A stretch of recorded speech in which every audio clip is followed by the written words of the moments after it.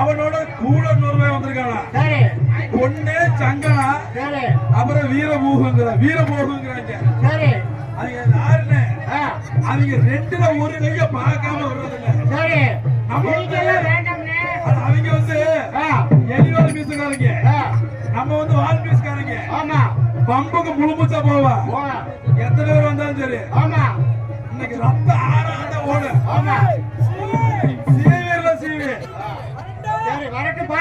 இன்னைக்கு வாராட்டு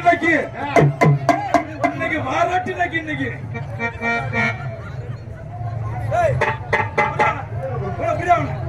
யாரா? வீரபாபு சாமி. பேரானடா வீரபாபு சாமி. வீரபாகா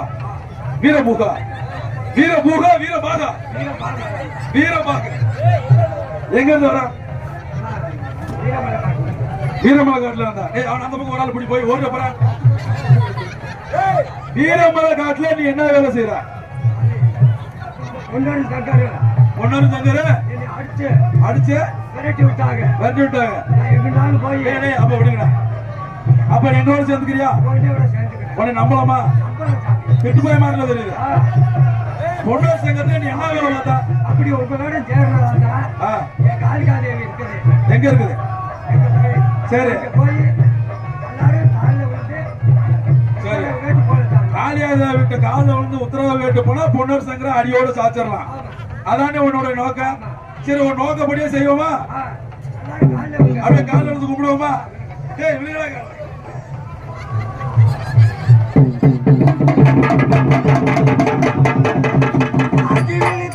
காளி தன்னை தூக்கி நீதி போது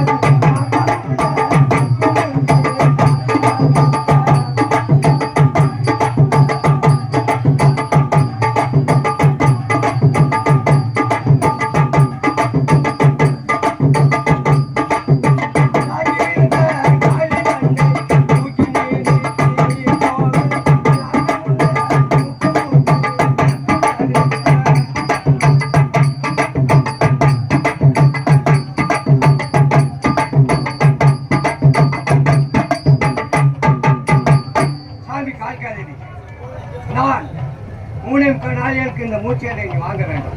நான் 60 கால தூரம் அப்பால் போனவங்க தான் அவங்க மூச்சியலை விட வேண்டும். இதே வரையும்